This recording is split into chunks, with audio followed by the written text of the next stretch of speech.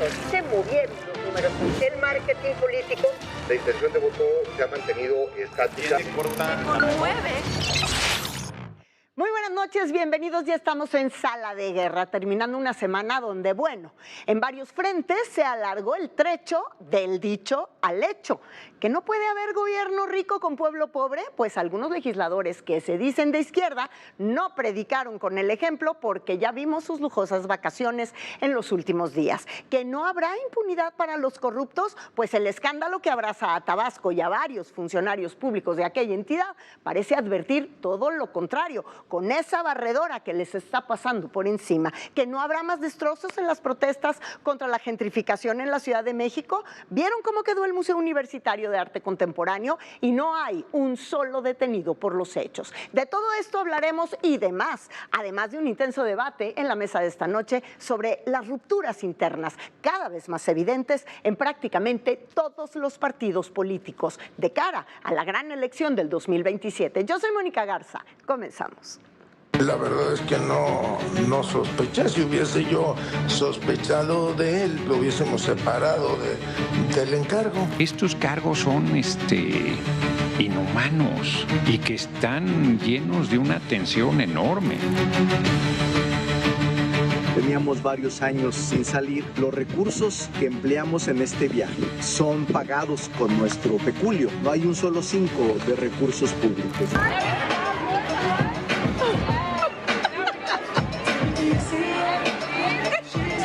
El área jurídica de la universidad presentó la denuncia en la madrugada de ayer. La investigación correrá su curso. Ozzy Osbourne deja una huella imborrable en la historia de la música, por lo que les pido que, puestos de pie, brindemos un minuto de aplausos en su memoria.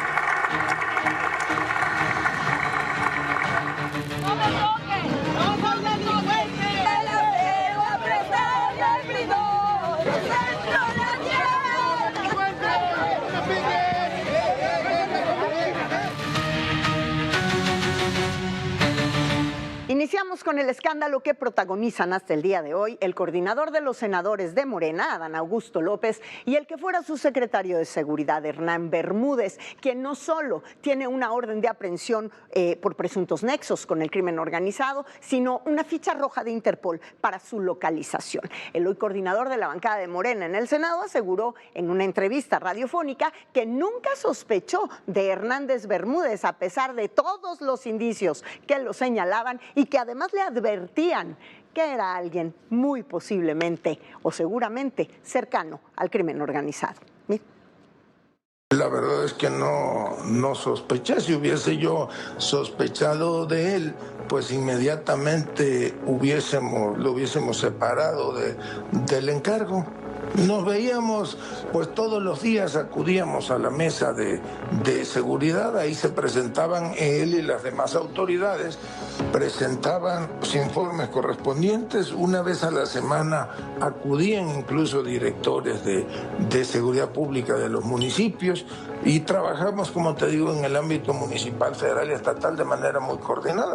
La verdad es que sí resulta complicado creer que como gobernador de Tabasco, Adán Augusto López no supiera los malos pasos de su secretario de Seguridad, y citando al clásico, no que el titular del Ejecutivo se entera de todo lo que pasa en su estado. Pero un día después de esta declaración, el secretario de Seguridad Federal, Omar García Harfuch, detalló que las fuerzas federales investigaban a Hernán Bermúdez desde el 2024, justamente cuando era titular de la Secretaría de Seguridad de Tabasco.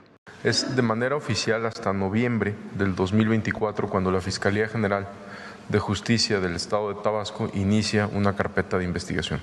Hay confirmada una carpeta de investigación que inicia en noviembre del 2024 y en febrero del 2025, ya con un nuevo equipo de seguridad en Tabasco, instruido por el gobernador Javier May, se obtiene una orden de aprehensión en contra de este sujeto. Sobre Hernán Bermúdez, mientras está prófugo de la justicia, esta semana se dio a conocer que un juez federal le otorgó una suspensión temporal a la orden de aprehensión en su contra. Este recurso fue presentado en Tijuana, Baja California. Curioso, ¿no? ¿Qué ha dicho la Fiscalía de Tabasco, que lo está investigando al respecto? Pues hasta hoy nada, no ha habido reacción ninguna. Mientras el escándalo sigue creciendo y aunque no muchos ya en el partido de Morena defienden públicamente la inocencia de Adán Augusto López, uno que sí es su camarada, el presidente del Senado, Gerardo Fernández Noroña, quien asegura que todo es una campaña de nosotros, los medios de comunicación. Así lo dijo. Los medios han estado manejando es una responsabilidad jurídica. Quieren removerlo del cargo, quieren llevarlo a juicio, la han juzgado y sentenciado sin una sola prueba. Eso es lo que no es aceptable. Si los medios estuvieran reclamando una responsabilidad política puntual y concreta, pues me parece que esa crítica la asumes. Entonces, yo creo, insisto, pues que hay una campaña, evidente frente a un hecho. Ahora, ¿de qué tamaño? A ver, ¿quién había oído hablar de la barredora? Nadie. Pues a nivel local, a lo mejor. Y para responder a esa pregunta de quién habrá oído hablar de la barredora, pues nadie mejor que el periodista Miguel Aquino, experto en temas de crimen organizado. Bienvenido, Miguel, ¿cómo estás? Muy buenas noches. Hola, Mónica, ¿cómo estás? Muy buenas noches. Pues bien, y sorprendido con la declaración del senador, sobre todo porque me queda claro que el tema de la seguridad pues nunca ha sido prioridad en su agenda. Y nada más como dato, ¿sabes cuándo fue la primera vez que se escuchó de este grupo La Barredora? En el 2009, cuando el caso de Arturo Beltrán Leiva. Recordarás que en el operativo que hubo en Cuernavaca, donde murió Arturo Beltrán Leiva, murió también un marino originario de Tabasco, originario de Villahermosa. Sí. Y recordarás que su familia fue acribillada, que fue asesinada en venganza por lo que pasó con Arturo Beltrán Leiva. Pues fue La Barredora y dejaron esa firma. Esa fue la primera vez, vamos a llamarle de alguna manera públicamente, que se da a conocer esta organización criminal que de inicio empezó como una especie de organización local y que después se estuvo aliando con otros. Pero es una incisión del cártel de los Beltrán Leiva, del cártel del Pacífico, y tiene por lo menos entre 15 y 16 años operando en la zona de Tabasco. Eso es lo que te iba a preguntar. ¿En qué año nace La Barredora propiamente, como una célula delincuencial ya en alguna suerte de independencia? Y si comúnmente se hablaba en Tabasco y desde cuándo de los enfrentamientos ante este grupo de la delincuencia organizada. La Barredora surge entre el 2008, 2009 aproximadamente. ¿Sabes quién fue uno de los encargados en entrenar y preparar La Barredora? Edgar Valdés Villarreal, seguramente recordarás, claro, a la Barbie. Bueno, la Barbie, que era uno de los lugartenientes de los Beltrán Leiva, y precisamente, insisto, es un grupo que se forma por orden de Arturo Beltrán Leiva para enfrentar a los Zetas, porque en ese entonces los Zetas, que ya se habían separado del Cártel del Golfo, operaban principalmente en la zona de Tabasco. Y es cuando Edgar Valdés Villarreal recluta a un grupo local, por llamarle de alguna manera, lleva a algunos delincuentes también que formaban parte de la organización de los Beltrán Leiva, y ellos son los que empiezan con el grupo de La Barredora. Pero, insisto, en el 2009, después de la muerte de Arturo Beltrán Leiva y el asesinato de la familia de uno de los marinos que precisamente estuvo en este operativo, pues fueron los integrantes de La Barredora. Por lo menos deben de tener entre 16 y 17 años, e insisto, se formaron a partir de una instrucción de Arturo Beltrán Leiva y después estuvieron con otras organizaciones y actualmente, bueno, pues se dice que ahí relacionados con el Cártel Jalisco. Pero La Barredora tiene más de una década operando en la zona de Tabasco. Claro, llama mucho la atención lo declarado por el secretario Omar García Harfuch esta semana, donde él da a conocer que el exsecretario de Seguridad de Tabasco, hoy prófugo de la justicia, se le estaba investigando por parte de la Fiscalía desde el 2024, cuando todavía se encontraba en funciones como secretario de Seguridad. Yo te preguntaría, ¿existe algún antecedente de otro secretario de Seguridad en funciones que esté siendo investigado por una fiscalía y permanezca en funciones?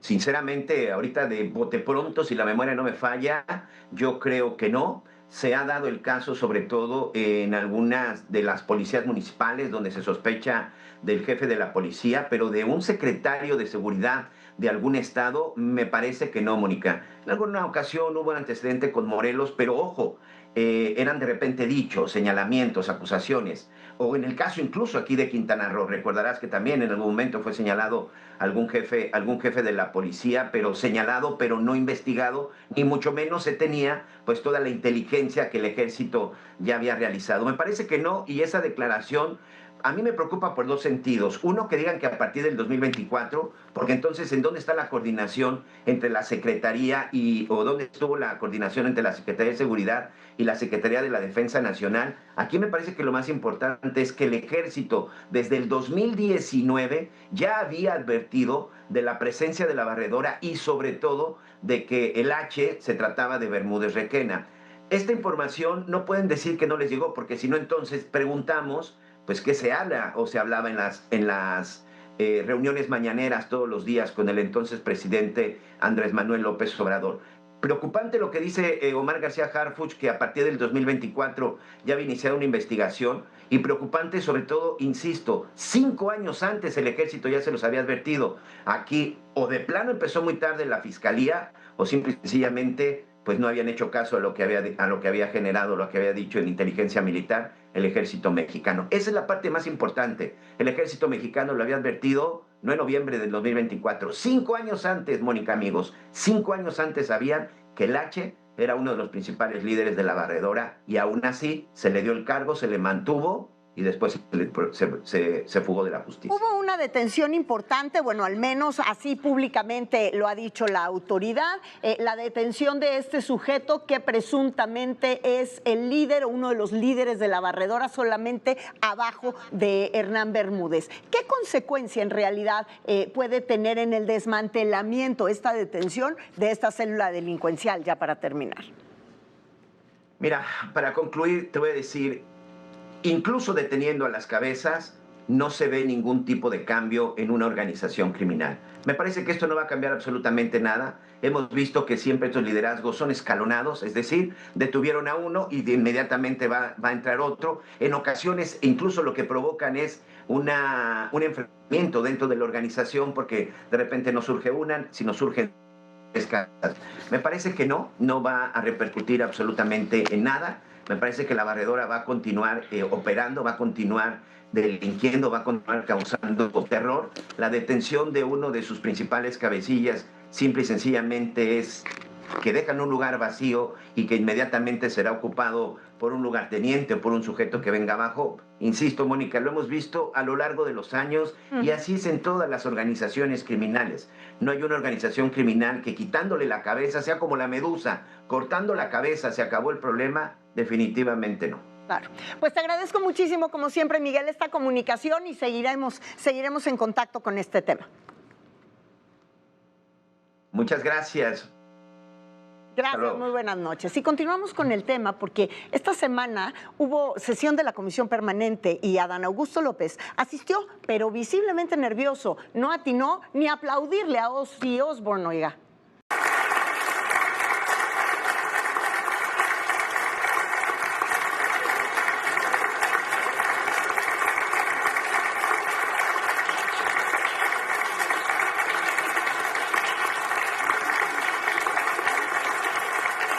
Bueno, pues en esa sesión fue muy evidente cómo el saliente presidente del Senado, Gerardo Fernández Noroña, también se dedicó pues a proteger a su compañero Adán Augusto López, porque interrumpió prácticamente a cada orador que abordaba el tema de Tabasco. Los interrumpió en 5 ocasiones, quiso callar a 5 legisladores. Le presento el resumen que hicieron nuestros socios de Político MX. Porque Tabasco hoy está entregado al crimen organizado por la claudicación del Estado mexicano de enfrentar a los delincuentes. Porque Tabasco hoy, como casi todo el país, le alcanzó el destino de esta política de abrazos innovadores. Se terminó su tiempo de intervención, diputada. Y seguiremos hablando de Tabasco. Es indispensable que las autoridades investiguen a fondo las acciones del exsecretario de Seguridad Pública en Tabasco, Hernán Bermúdez. Sí, nada más que no es el tema. Y pido a la senadora Martínez Simón se apegue al tema. Tabasco, gobernado por Morena. Hernán Bermúdez, exsecretario de Seguridad Pública en ese gobierno, ya estaba señalado por presuntos vínculos con el crimen organizado. Entregaron a Tabasco. Diputada, Hemos insistido en que no se meta la agenda política por la puerta trasera y esta agenda política no está a discusión en este momento. Porque se trata, caso de una entidad federativa de nuestro país, en donde operó una célula de la delincuencia organizada y cuyo líder fue designado secretario de Seguridad Pública de esa entidad. Una descomposición nacional en múltiples niveles. Diputado Vázquez Agüed, si me permite un momento, le hago un llamado a centrarse en el tema. El tema no es la seguridad en Tabasco. Claro que la oposición quedó muy indignada y hasta por ahí el diputado panista Federico Dorin amenazó con subir de tono la ofensiva contra quien pretenda impedir que se suba a tribuna temas de interés nacional. Si hay que tomarle la tribuna, si hay que hacer algo disruptivo que sacuda al Senado, habrá que hacerlo. Yo creo que ahí no solo el PAN, MC, PRI en la mesa de mesa directiva, todo el mundo pidió que se discute el tema y entonces nos pasamos quizá de demócratas en, pues perdimos la votación y entonces ya no se puede discutir. A mí me parece que hay que tomar medidas más drásticas, tomar la tribuna, llevar pancartas, hacer una manifestación política en tribuna. Si no se puede por la buena, pues diría yo de una forma un poco menos civilizada, pero yo no voy a seguir permitiendo que el bellaco ese nos impida discutir los temas que están en la opinión pública. Y vamos a otra polémica de la semana, y esta es la que toca a la censura desde el poder. Volvemos al caso del periodista Héctor de Mauleón y el diario El Universal, donde publica su columna, una de las más leídas del país, por cierto. Ambos, tanto El Universal como Héctor de Mauleón, sancionados por el Tribunal Electoral de Tamaulipas por sus dichos contra la jueza tamaulipeca Tania Contreras con temas relacionados al huachicoleo. Esta semana dio un giro inesperado, particularmente sobre la figura de Héctor de Mauleón, del historiador que colabora también aquí en ADN 40, porque dio a conocer de manera exclusiva para el diario El Universal imágenes donde se puede observar un dron sobrevolando su casa particular, lo que habla ya no nada más de un intento de censura, sino de hostigamiento, de intimidación, independientemente del origen que pueda tener el dron. Para hablar de este tema tengo al mismo Héctor de Mauleón en la línea. Muchas gracias, Héctor, por la comunicación esta noche. Muy buenas noches. Muy buenas noches, querida Mónica. Gracias por la llamada. Al contrario, pues mira, en tu caso particularmente no es la primera vez que sufres alguna suerte de hostigamiento. Por supuesto, hoy las condiciones son completamente diferentes, pero ya tener un dron encima de tu casa, pues más que llamar la atención, preocupa, porque es un espejo difícil de asimilar para lo que pueda venir en otros casos, además del tuyo.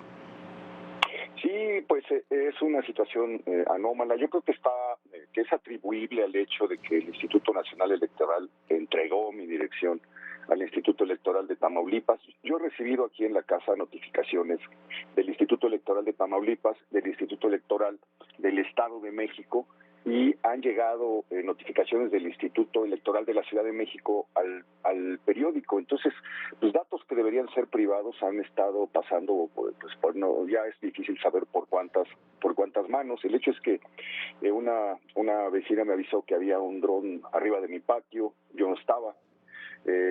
Al día siguiente y un día posterior ya fue detectado otra vez sobrevolando encima de la casa, deteniéndose arriba de la casa, y mi conclusión es que puede ser cualquier cosa. Yo no me atrevo a culpar al decir que el Estado me está persiguiendo. Lo que creo es que mis datos, los datos de mi domicilio dejaron de ser reservados. Claro. Y puede ser un vecino curioso que quiere ver qué hay, o puede ser la maña, o puede ser alguien que quiere robar, o puede ser, en fin, el hecho es que se suma esta anomalía a la serie de cosas que han estado ocurriendo desde que publiqué el 1 de mayo pasado la columna titulada Huachicol y Poder Judicial en Tamaulipas, donde se relaciona aparece un documento hackeado a la Sedena por el colectivo Guacamaya, donde se habla de una red de huachicol que encabeza el cuñado de quien hoy es ya, porque resultó beneficiada con los acordeones en la elección del Poder Judicial, de quien hoy es ya presidenta del Supremo Tribunal de Justicia de Tamaulipas. Entonces, al dar a conocer ese conflicto de esa relación, ese conflicto de interés, vino una denuncia por violencia política en razón de género. Se ordena que nos inscriban tanto al periódico como a mí 4 años en ese registro, a donde hicieron todo lo posible por no meter a Cuauhtémoc Blanco. Además. Entonces, y ya en todo caso aparecer al lado de Cuauhtémoc Blanco por haber publicado esta columna, que está a la vista porque no la hemos bajado, sigue en el portal del Universal, puede ser consultada, puede ser revisada párrafo a párrafo, línea a línea, y yo pues quisiera que alguien me dijera en qué línea exacta hay una violencia política en razón de género en contra de la magistrada Tania Contreras, que es la persona que nos denunció. Pero bueno, pues así están las cosas, querida Mónica. Pero dime algo, ¿has hecho alguna denuncia? Porque, perdón, que estén sobrevolando tu casa un dron y literalmente encima de tu jardín y de ti es profundamente intimidante. ¿Hay una denuncia? ¿La hiciste ante el Ministerio Público? ¿O qué procede en este caso? Porque además no es tan raro, es tan anormal. Pues sí, hay que presentar una denuncia. Por el momento nos limitamos a dejar el registro en el periódico. El periódico decidió poner esto para que hubiera un registro en la columna bajo reserva. Sí. Y desde que apareció, curiosamente, fue hace 2 o 3 días, no ha habido mayor movimiento por aquí, así es que bueno, de momento pues me quedaré con la duda de qué se trató. Como te decía, pues puede ser cualquier cosa.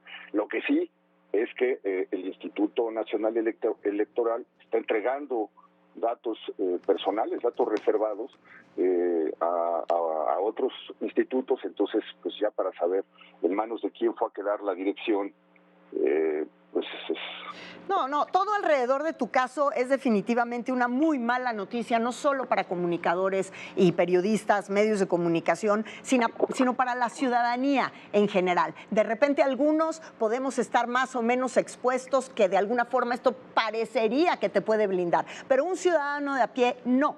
Y ante las mismas leyes estamos expuestos todos como ciudadanos de a pie. Héctor, yo te agradezco muchísimo tu comunicación esta noche y ten por seguro que estaremos muy pendientes del desarrollo de este asunto.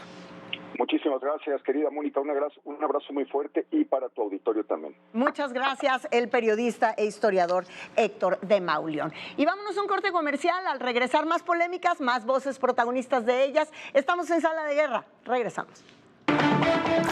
¿Qué tal? Muy buenas noches. Esto es Sala de Guerra. Para soportar el apoyo de todos. Se movieron los números. El marketing político. La intención de voto se ha mantenido estática. Entiende la actualidad. Los sucesos más relevantes del espacio nacional solo pueden ser llevados por 2 grandes analistas. Todo personal. Con Jorge Fernández. ¿Cómo se llegó a esas conclusiones? Y Viviana Belsazo. Vamos a otro tema. Hoy terminó la conversación. Lunes a viernes a las 11 de la noche. Hora ADN 40. El throning es una tendencia de citas entre la generación Z, donde las relaciones se buscan más por el lograr beneficios en las redes sociales que por un interés amoroso. Y es que en lugar de buscar conexiones basadas en el amor o la afinidad, las personas que practican el throning buscan colocarse al lado de personas cuya influencia o popularidad pueda contribuir a solidarizar su marca personal. Esta práctica, que tiene matices del cazafortunas del pasado, refleja la importancia que hoy tiene la imagen en redes sociales, especialmente entre las generaciones más jóvenes. Para ADN 40, Fuerza Informativa Azteca.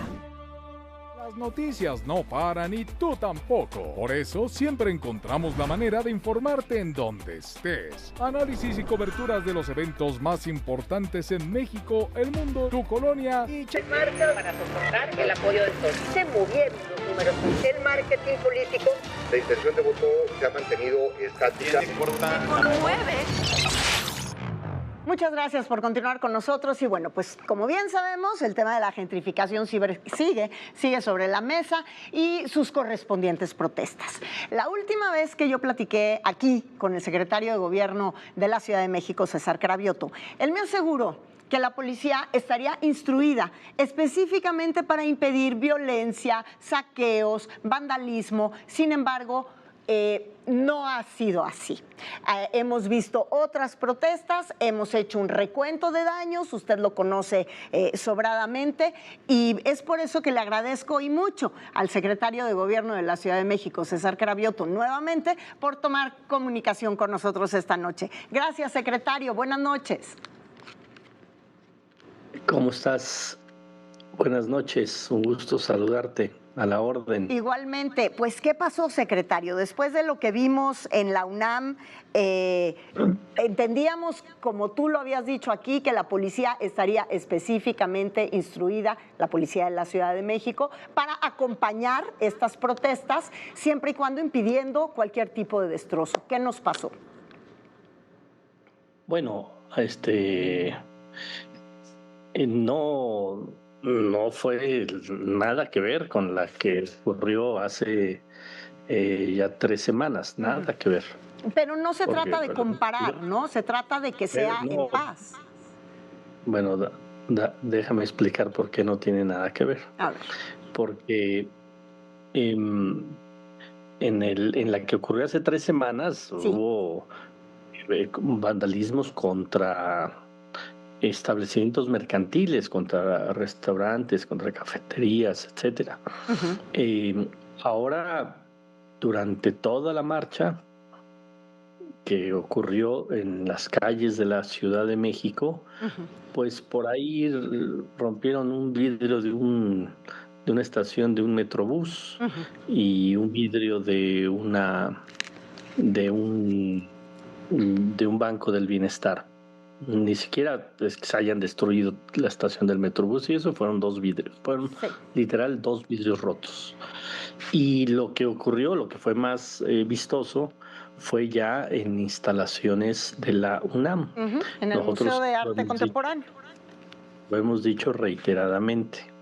El gobierno de la Ciudad de México, la Secretaría de Seguridad Ciudadana, la policía de la Ciudad de México no puede ingresar a las instalaciones de la UNAM, porque es una universidad nacional autónoma y parte de su autonomía es que todo el tema de seguridad lo manejan ellos, no lo manejamos nosotros, solamente a petición expresa de la propia universidad o con una orden judicial podríamos entrar a instalaciones de la UNAM. Entonces, decir que fue lo mismo hace 3 semanas que lo que ocurrió la semana pasada, pues la verdad es un despropósito y es querer ver las cosas como si hubiera sido igual, y no fue igual. Hubo grandes diferencias entre una marcha y la otra marcha. Ustedes han entrado en comunicación con autoridades de la Universidad Nacional Autónoma de México, particularmente con la dirección del museo. Ellos ya interpusieron incluso una denuncia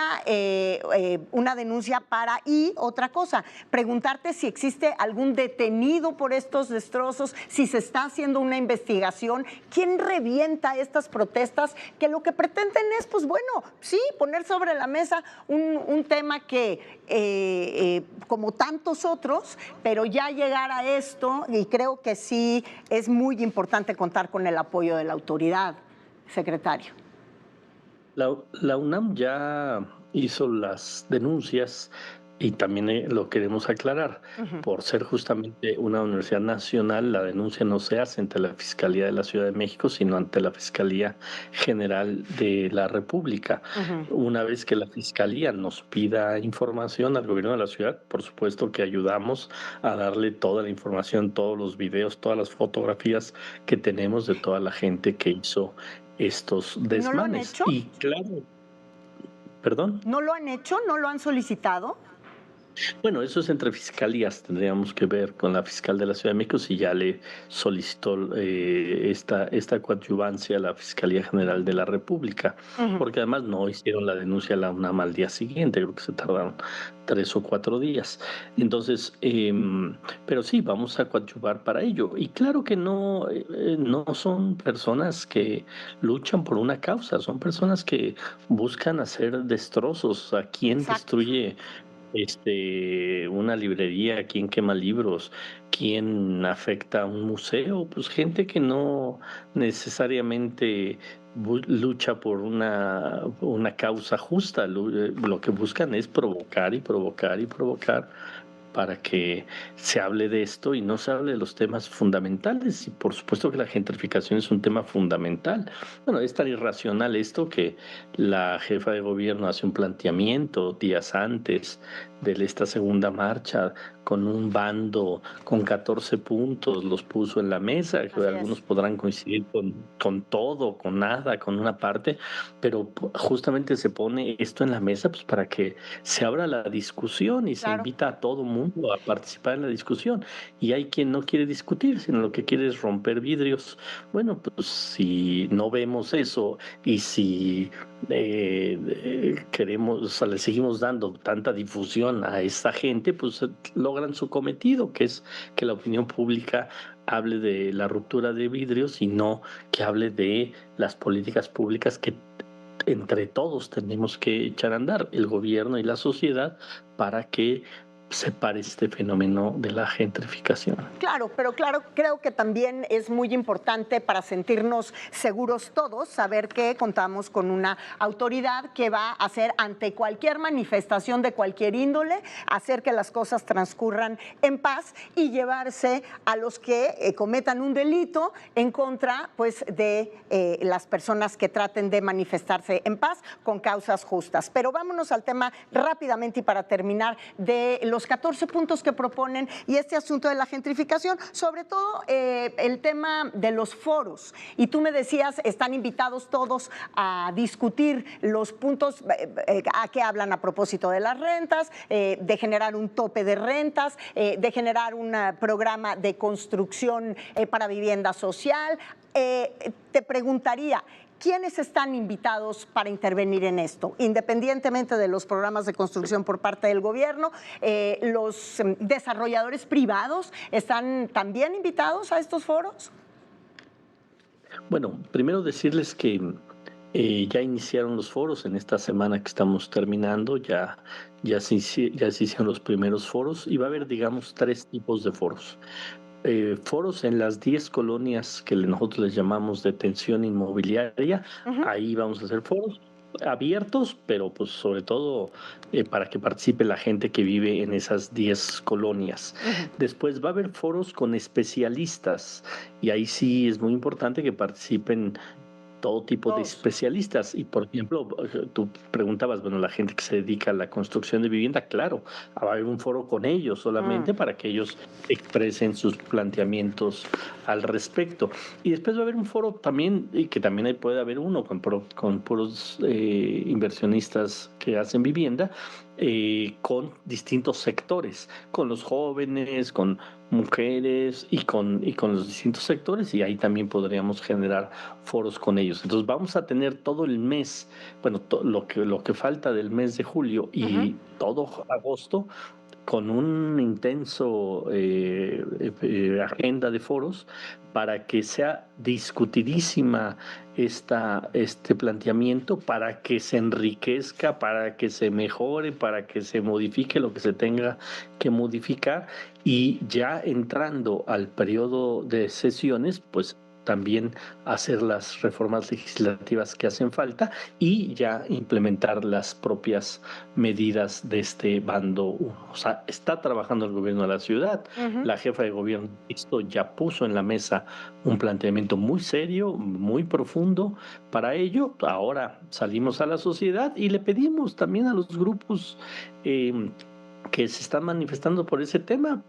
Primero, que si se manifiestan de manera pacífica será respetado estas formas de manifestar, pero que también lleguen a los foros, que también hagan planteamientos, porque no se vale que digan estamos en desacuerdo con un tema, hay un planteamiento en la mesa para que se discuta ese tema, hay propuestas en la mesa y que solo sigan marchando y que no se sienten justamente hacer sus propuestas para mejorar este planteamiento. Claro, así de un lado como del otro. Va a ser por demás interesante darle seguimiento al contenido de estos foros, al debate, a la discusión, a todos los que estén participando en ellos. Yo te voy a agradecer muchísimo si nos permites de repente intervenir ahí en alguno de ellos, estar con nuestras cámaras y micrófonos. Claro. Y como siempre, secretario, te agradezco tanto tu comunicación con nosotros, siempre abierto a estas entrevistas.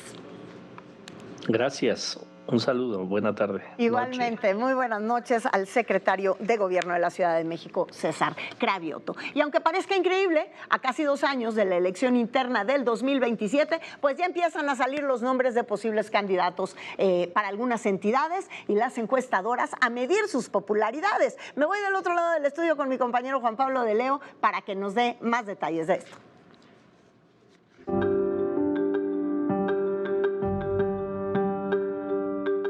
¿Cómo estás? Muy buenas noches. ¿Cómo estás? Muy buenas noches. Pues vamos a revisar las últimas encuestas que hemos estado publicando en Pulse MX, tanto en nuestras redes sociales como en nuestro portal. Las pueden visitar y pueden seguir el registro de todas las encuestas que están publicando rumbo al 27. Tú lo decías, falta mucho tiempo, sí, pero no. La elección del 27 ya inició. Hay que recordar que primero están las internas de los partidos políticos y hay mucha grilla al interior de los partidos políticos. Después veremos el tema de las alianzas, si se van a aliar o no, tanto en la oposición como en el partido en el poder. Y por otra parte, el resultado final de la intención de voto de cada uno de los estados. Vamos a revisar hoy 4 estados rápidamente, Moni, si te parece. Comenzamos con Querétaro. A ver, hay pocos estados en la República que hoy tienen una ventaja dentro de la oposición en las 17 elecciones a gobernadores que habrá en el 2027. Este es uno de ellos. Esta es una encuesta de Massive Caller que fue publicada hace algunos días y lo que nos habla es acerca de la potencia que tiene el PAN a nivel electoral en aquel estado. Hoy está 2 puntos porcentuales arriba en la intención de voto, los demás partidos 5%, 3%. Si pensamos en una alianza, por ejemplo, en Querétaro, que no es necesaria para el PAN, esos 5 puntos que vale el PRI hoy por hoy son necesarios y les podrían ayudar, digamos, a no tener una elección tan complicada. Querétaro, por supuesto, un estado históricamente panista, un bastión panista, y lo que nos dicen las encuestas hoy por hoy es que posiblemente se va a quedar de ese lado a 2 años de la elección. Vamos con el siguiente estado rápidamente, en Guerrero. A ver, ¿por qué vamos a revisar Guerrero? Porque en Guerrero hay un tema muy interesante. Nadie en Morena tiene el potencial que tiene Félix Salgado Macedonio en ese estado. Increíble. ¿Qué es lo que sucede? Dijo la presidenta que no puede haber una transferencia de poder directa entre familiares. Así es. La hija de Félix Salgado Macedonio, Evelyn Salgado, es actual gobernadora. Pero ¿cómo va a resolver Morena este tema? Si Félix Salgado Macedonio efectivamente queda arriba en las encuestas, si gana las encuestas, ¿de qué manera podría él jugar o de qué manera podría reaccionar Morena a decir, tú no puedes ir a pesar de ser el líder en las encuestas? Y fue el primero que brincó en su momento a decir esto es injusto. ¿Y ve por qué? 36% contra la más cercana competidora, que es Beatriz Mojica. En la encuesta de Demoscopía Digital hay que poner el ojo con lo que va a suceder en las internas de Morena en Guerrero específicamente. Yo te diría, van a tener problemas ahí. Vamos con el siguiente estado rápidamente para revisar cuál es la intención de voto. Nuevo León, esta encuesta de Rubrum, 10% para 10% más para Morena, 30% contra 20% del PAN, 17% del PRI. Aquí el tema es, ¿van a ir en alianza PAN y PRI en Nuevo León? Porque la disminución de Movimiento Ciudadano se ve importante. Y necesitan la alianza en Nuevo León, tanto el PAN como el PRI, para poder ser competitivos frente a Morena.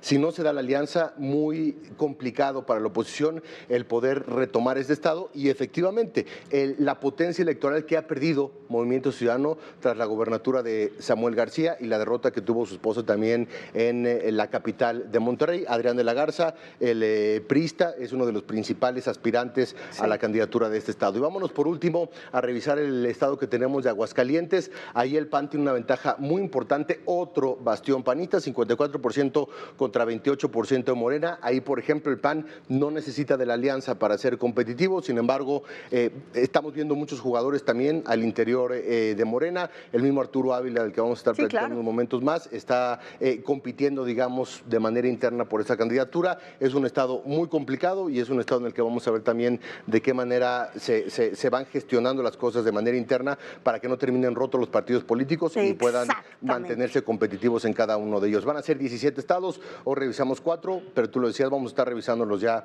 de manera permanente. Pues ahí está, nos vamos a un corte comercial, pero regresamos con más aquí en Sala de Guerra.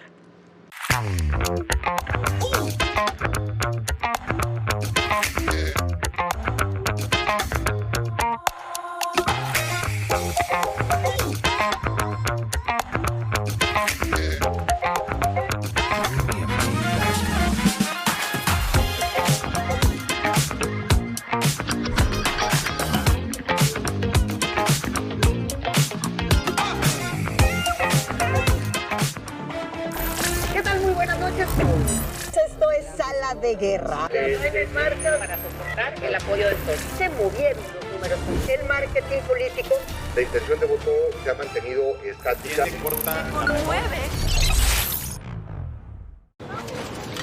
Los sucesos más relevantes del espacio nacional solo pueden ser llevados por dos grandes analistas. Todo personal, con Jorge Fernández. ¿Cómo se llegó a esas conclusiones? Y Viviana Belsazo. Vamos a otro tema. Hoy terminó la convención. Lunes a viernes a las 11 de la noche, hora ADN 40. El throning es una tendencia de citas entre la generación Z, donde las relaciones se buscan más por el lograr beneficios en las redes sociales que por un interés amoroso. Y es que en lugar de buscar conexiones basadas en el amor o la afinidad, las personas que practican el throning buscan colocarse al lado de personas cuya influencia o popularidad pueda contribuir a solidarizar su marca personal. Esta práctica, que tiene matices del cazafortunas del pasado, refleja la importancia que hoy tiene la imagen en redes. En marcha para soportar el apoyo del sol. Se movieron los números. El marketing político. La intención de voto se ha mantenido estática. Gracias por continuar con nosotros. Oiga, y como le decía, ya falta poco más de un año para las elecciones del 2027, donde se va a renovar toda la Cámara de Diputados, se van a elegir 16 gobernadores, se votarán prácticamente todas las alcaldías del país, y a lo anterior súmele usted que también se van a renovar la otra mitad del Poder Judicial. Los partidos políticos ya están de lleno en la lógica electoral hacia 2027, pero todo eso no está exento pues de grillas internas en cada instituto político, y muy profunda, sobre todo frente a los escándalos recientes y a la condición en la que el país se encuentra. Que si Morena defiende lo indefendible, que si la oposición guarda silencios cómplices o simplemente desaparece, que si hay negociaciones en lo oscurito a favor y en contra de ciertas alianzas partidistas de cara al 2027. Mejor que sean los representantes esta noche de las distintas fuerzas políticas los que nos expliquen qué es lo que está pasando aquí. Le doy la bienvenida a Arturo Ávila, vocero de los diputados de Morena. Bienvenido, Arturo. Mónica, muy buenas noches, con el gusto de saludarte y de saludar a los compañeros de esta mesa. Gracias. Jorge Triana, vocero del Partido Acción Nacional, nos acompaña esta noche en Sala de Guerra. ¿Cómo estás? ¿Qué tal, Mónica? Un gusto estar con ustedes. Gracias. Y el diputado Rubén Moreira del Partido Revolucionario Institucional. Buenas Bienvenido, noches Rubén. A ti y a todos. Juanpa, pues después de todos tus números y todos los nombres, le seguimos. Las grillas internas, las rupturas, los consejos nacionales de los partidos hablan por sí solos. El último, el más reciente, el de Morena. Arturo, ¿qué está pasando al interior de ese partido? La verdad es que seguimos creciendo. 7 millones de afiliadas y afiliados. Ya somos el partido más grande de América Latina. Vamos a concluir con 10 millones de afiliados. Y en el Consejo Nacional estamos haciendo lo que no podría hacer la oposición, porque pues, no llena ni una plaza de 10 personas. Estamos logrando instalar comités seccionales en todas las secciones electorales. Oye, ¿y cómo son los filtros? 71.500 secciones Porque electorales. luego de repente tienen unos militantes de los que luego se tienen que desdecir. Lo que estamos haciendo es fortalecer desde la base, desde la gente de la colonia, desde la gente del ejido, desde la gente de la ranchería. Entonces vamos a empezar con asambleas asambleas. Vamos a tener asambleas, miles de asambleas simultáneas de aquí hasta el mes de enero y febrero, y vamos a constituir los comités seccionales de Morena, 71,500 comités seccionales que van a participar directamente en la vida de nuestro partido. Es decir, van a tener asambleas. Pero ese es el trabajo propio del partido. Ese es un trabajo de organización. A las cabezas del partido, lo que ha sucedido últimamente, las ausencias en el Consejo Nacional de Morena, ante las condiciones que se presentan. Lo importante de Morena es que es un partido movimiento, un partido de la gente, ¿no? Siempre será más importante la gente de nuestro movimiento que las cabezas de nuestro movimiento, siempre, ¿no? Así nace nuestro movimiento. Entonces, lo que estamos haciendo es retomar a partir de este Consejo Nacional eso. Incluso estamos lanzando algo que me parece muy importante, la Escuela Municipalista de Morena, una escuela en donde nuestros 888 municipios o presidentes municipales o presidentas municipales o alcaldesas o alcaldes, queremos, siendo los más cercanos a la gente, que sean de primera, que haya un sello de Morena, que gobiernen distinto, que sepan ejecutar sus presupuestos, que estén capacitados, que tengan un día del pueblo por lo menos, que los gobiernos morenistas, cuando tú entres a un municipio, digas, este es un municipio de Morena. Rubén Moreira, en el caso del PRI, hablando de militancias, en unos partidos se engrosan, en otros han ido disminuyendo, como en el PRI. Nosotros tenemos más de 1,5 millones de militantes, tenemos seccionales en todo el país, comités municipales en toda la nación. Somos un partido opositor que estaremos señalando los errores cuando los veamos en el gobierno. Hemos votado en contra lo que no nos parece y lo hacemos pensando obviamente en México. Cuando hay alguna coincidencia no tenemos problema en asistir a esa votación. Ahora, yo lo que veo enfrente también es el tema de la debilidad que va asumiéndose la democracia mexicana, que es el marco en el cual vienen los próximos comicios, el desmoronamiento del INE, el desmoronamiento de los tribunales electorales, la censura que está avanzando, no hay ya un espacio de justicia en la Corte, tenemos además un gobierno que tiene dificultades financieras, un país con dificultades económicas, un tema muy claro de inseguridad. En estos días salió la encuesta nacional de seguridad pública. No somos opositores. Yo en lo personal soy aliancista y lo he dicho en muchas ocasiones, pero claro, el partido está preparado para jugar solo. Tenemos gente que puede competir en cualquiera de los cargos que están enfrente de nosotros, pero tenemos esa preocupación, la tentación autoritaria que hoy tiene el gobierno y el partido oficial.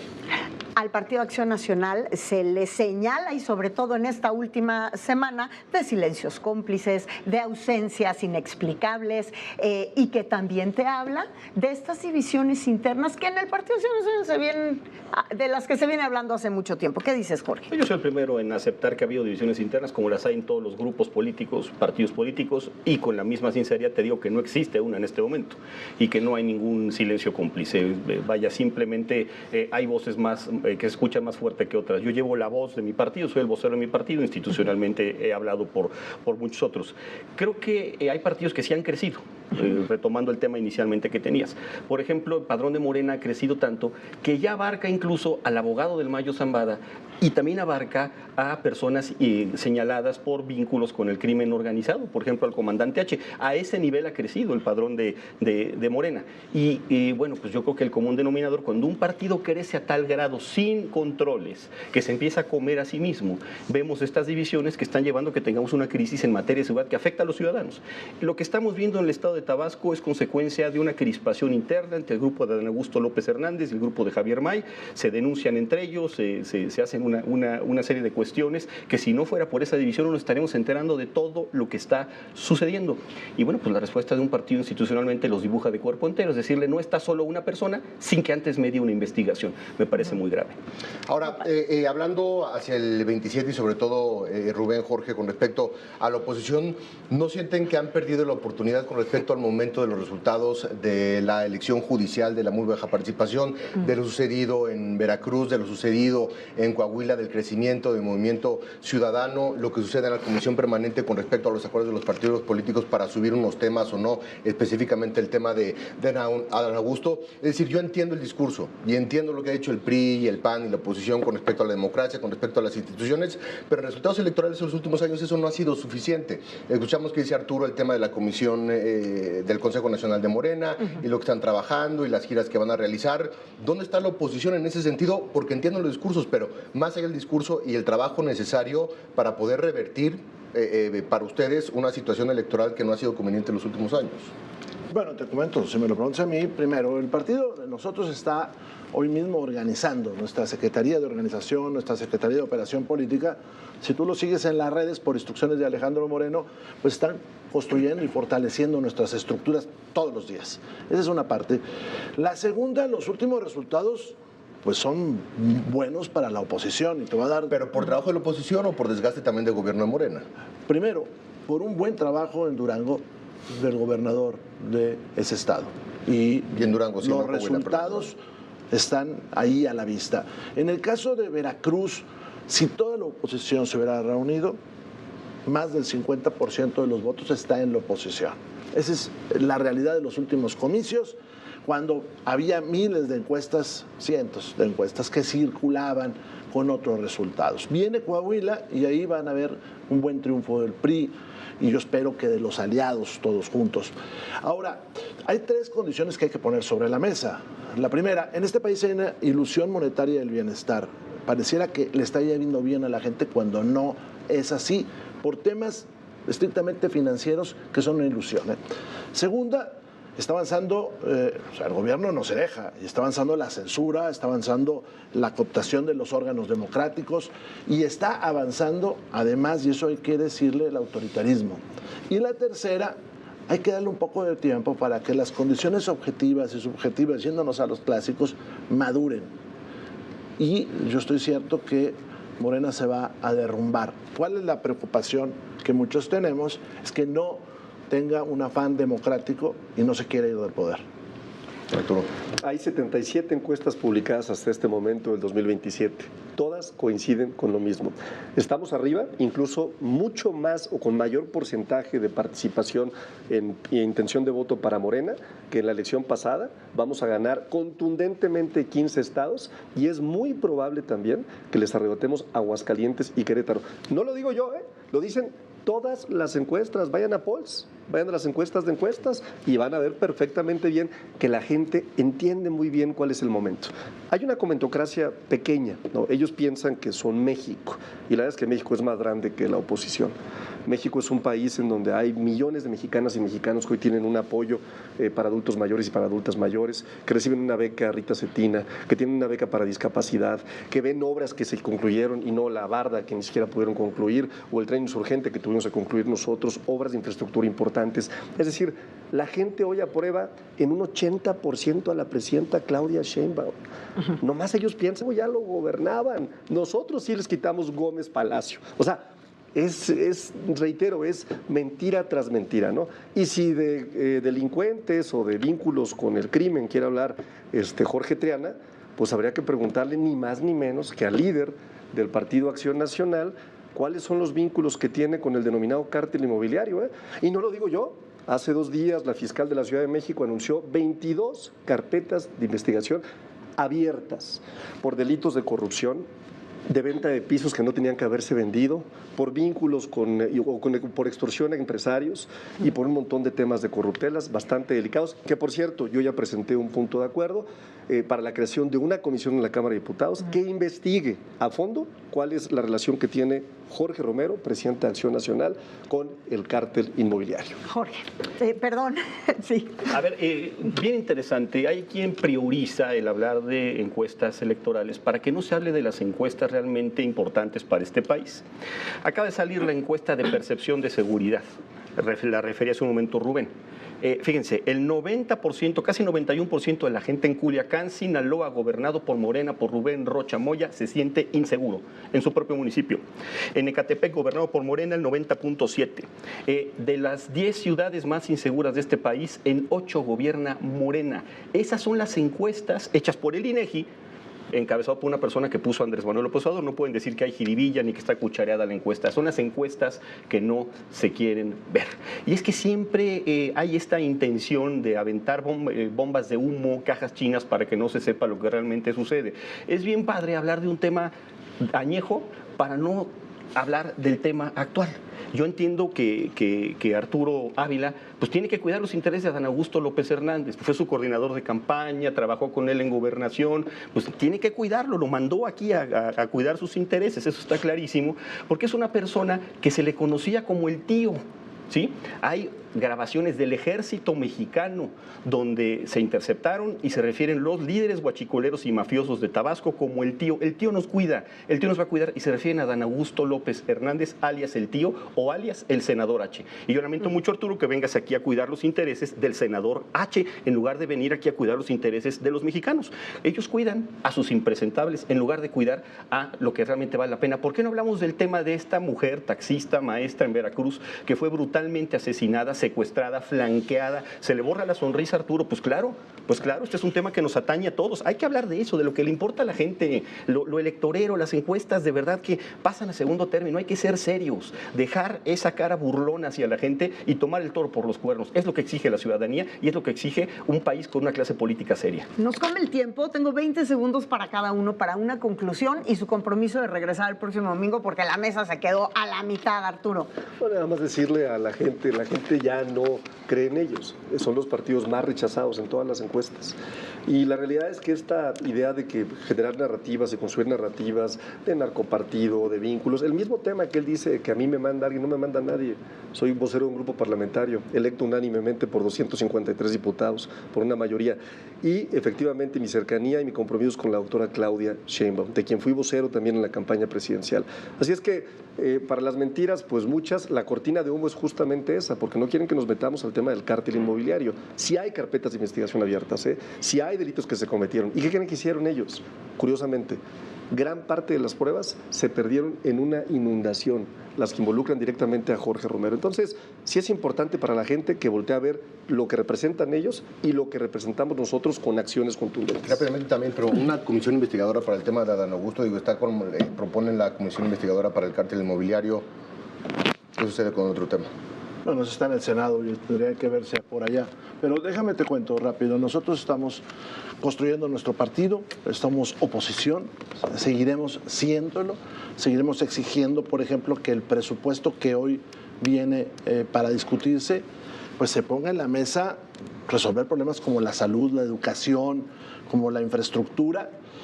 Nos preocupa la debilidad de las finanzas del gobierno. El gobierno solamente tiene 3 salidas. La primera, recortar déficit, pero que lo haga sobre salud, educación, infraestructura. La segunda, endeudarse, que ya pues vamos a cifras increíbles de endeudamiento desde López Obrador para acá. Y la tercera, que se atrevan a hacer una reforma fiscal, que yo los veo con esa intención, sobre todo de pegarle a la generación de ingresos de las clases medias, yo los veo con esa intención. Ahora, la popularidad va y viene y eso tienen que tener ellos también la humildad de aceptarlo. Lo importante es el país y nosotros vamos a estar en la defensa de los intereses de México. Una conclusión rapidísima. Pues yo nada más diría que estamos viendo el verdadero rostro del régimen. Hemos visto un rostro autoritario, hemos visto un rostro censor, un rostro de espionaje, de abuso de autoridad, de humillar al ciudadano cuando se le cuestiona en lo más mínimo. Y vemos también un rostro de un régimen que cuida a sus impresentables. Y tenemos un caso enfrente, se le llama, pues es tener un elefante en la sala, elephant in the room. Se llama Adán Augusto López Hernández, alias el tío, y no vamos a quitar el dedo del renglón hasta que se investigue hasta las últimas consecuencias, porque esta persona se encargó de la seguridad nacional siendo secretario de Gobernación, lo nombró López Obrador en ese cargo, aún a sabiendas de que había una investigación del ejército mexicano en su contra. Le damos segunda parte la próxima semana, nos comprometemos. Gracias. Los tres, muchísimas gracias por habernos acompañado. Porfa, gracias. A todos ustedes, muchas gracias, como siempre, por acompañarnos un domingo más aquí en Sala de Guerra. Yo soy Mónica Garza, que tengan un gran inicio de semana y nos vemos el próximo domingo.